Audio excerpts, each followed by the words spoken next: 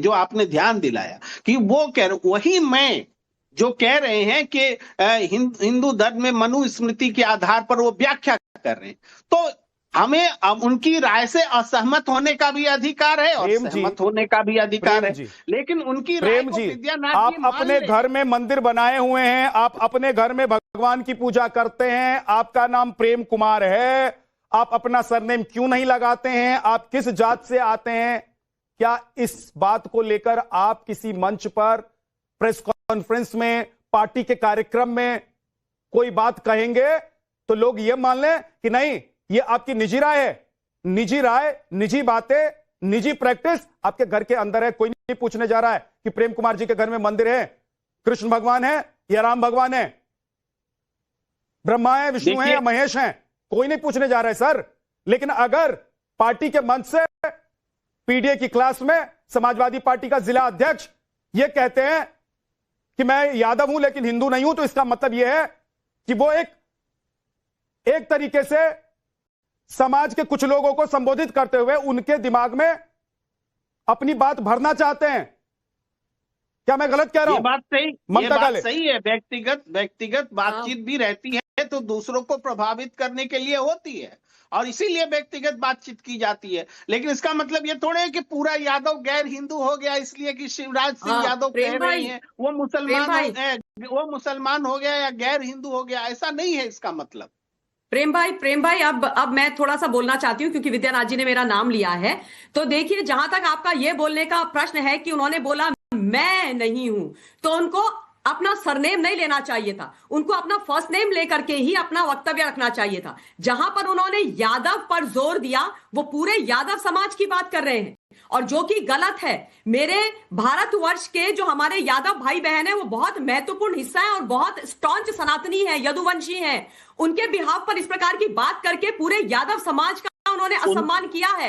ये राजनीतिक मुद्दा नहीं बन सकता प्रेम भाई, नहीं 34 सेकंड्स, ये राजनीतिक मुद्दा नहीं बन सकता है। इस तरीके की आप अगर बातें करेंगे वो भी समाजवादी पार्टी के मंच से, वो भी एक पब्लिक मीटिंग को एड्रेस करते हुए, तो आप भी जानते हैं और मैं भी जानती हूं कि जिला अध्यक्ष महोदय के कहने का क्या तात्पर्य था। और दूसरी आवश्यक बात जो अभी आदरणीय पुरी जी ने बोली है कि भाई अगर मिस्टर अखिलेश यादव को लगता है ये गलत है और वो समझते हैं कि वो एक स्टॉन्च हिंदू हैं, तो उनको आकर के इस मामले में अब तक क्लैरिफिकेशन दे देना चाहिए था। कोई नहीं कह रहा कि आप एक पीसी करिए, आप आइए ना, आप आइए और एक छोटा सा ट्वीट लिख दीजिए, क्योंकि ये जो मुद्दा है ये बहुत चिंताजनक विषय है। इस तरीके से बांटा नहीं जा सकता धर्म के आधार पर लोगों को। हम हिंदू थे, हैं और रहेंगे, और यादव हिंदू सनातन धर्म के एक अभिन्न हिस्सा हैं। उनको आप कैसे मतलब वो कर सकते हो, अलग कर सकते हो, आप बताओ मुझे। ठीक है प्रेम जी, आप जवाब देना चाहते हैं जल्दी से 10 सेकंड में सर, उसके बाद मैं बस इतना ही बोलना चाहता हूं कि शिवराज सिंह यादव जो बोल रहे हैं वो पूरे समाज के बिहाफ से बोल ही नहीं सकते। सर वो पूरे समाज को लेकर बोल रहे हैं, वो अपने कंधे से पूरे समाज पर तीर चला रहे हैं। अगर उनको ये बोलना था कि मैं हिंदू नहीं हूं तो उनको ये बताने की जरूरत नहीं थी कि ब्राह्मण कौन, क्षत्रिय कौन, वैश्य कौन, यादव कहां से आया, उनको ये बताने की जरूरत कहां थी। वो कहते हैं कि भाई साहब मेरा नाम शिवराज सिंह है और मैं हिंदू नहीं हूं। देखिए, मैं किसी देवी देवता को नहीं मानता हूं क्योंकि सनातन तो सबका स्वागत करता है। शिवराज सिंह यादव का ये अधिकार हम उनसे नहीं छीन सकते सर, उनका ये अधिकार नहीं है कि वो यादवों के लिए ये कहें कि यादव हिंदू नहीं है। क्या उनका ये अधिकार बनता है प्रेम जी? वो उन्होंने कहा क्या कि यादव हिंदू नहीं है? उन्होंने कहा मैं शिवराज सिंह यादव हिंदू नहीं हूँ, मैं यादव हूँ, ये कहा उन्होंने। आप कह रहे हैं कि उनकी जो ये विचारों की अभिव्यक्ति की स्वतंत्रता है उसको हम छीन नहीं सकते। प्रेम भाई वो कोई सामान्य व्यक्ति नहीं है, वो एक राजनेता है, वो जिला अध्यक्ष है समाजवादी पार्टी के, और वो पूरे के पूरे यादव समाज के बिहाफ पर राजनेता का अधिकार नहीं है बोलने का। अपने अखिलेश यादव जी की नेतागिरी को चमकाने के लिए इस प्रकार की बात कर रहे हैं। वो सनातन हिंदुओं को बांटने की बात कर रहे हैं और उनको कोई अधिकार नहीं है कि वो इस प्रकार की बातें करें, कोई हक नहीं है उनको इस प्रकार की वो बात करें। संदीप त्रिपाठी जी, पूरा हक है अपनी बात रखने का, कोई ये अधिकार छीन नहीं सकता। रुक जाइए संदीप त्रिपाठी जी बोलिए, ममता जी रुक जाइए। देखिए, देश के प्रधानमंत्री हैं, इनको सुना जाना चाहिए।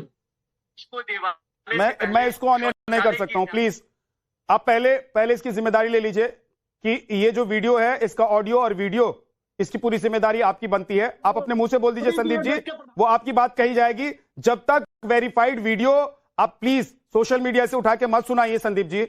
आपको मालूम है एआई के जरिए आजकल क्या क्या किया जाता है। प्लीज आप अपनी बात कहिए, आपकी बात मैं ऑन एयर जाने दूंगा, लेकिन इस ऑडियो वीडियो की बात मैं ऑन एयर नहीं जाने दूंगा, क्योंकि एआई का जमाना है। कौन किस वीडियो से क्या बुलवा दे रहा है और मॉर्फ करके क्या मैसेज डाल देता है वो पता नहीं चलता है। आपको मालूम है ये आपकी पार्टी के नेता के साथ भी होता है, ये बीजेपी की पार्टी के नेता के साथ भी होता है, ये समाजवादी पार्टी के नेता के साथ भी होता है। इसलिए मेरी जिम्मेदारी बनती है सर कि बिना वेरिफिकेशन के मैं उसको ऑन एयर नहीं जाने दूं। आप अपनी बात कहिए संदीप जी। चलिए जी, ये मोदी जी हैं, उन्होंने एक भाषण में कहा कि पहले शौचालय बाद में देवालय। क्या पुरी जी इस बात से सहमत है? उन्होंने एक इंटरव्यू में कहा कि हिंदू कोई धर्म नहीं है। वे ऑफ लाइफ में जो है जिम्मेदारी के साथ बोल रहा हूँ, अगर मेरी बात गलत निकल जाए मेरे ऊपर मुकदमा कर दिए। जय पुरी जी त्रिपाठी जी, मैं आपकी बात का जवाब दूं क्या? या कोई और? त्रिपाठी जी, मैं आपकी बात का जवाब देता हूँ। धीर मत होइए। क्या आपको लगता है कि भारत में शौचालय की आवश्यकता नहीं है? गुंडे हैं कि बाबा है?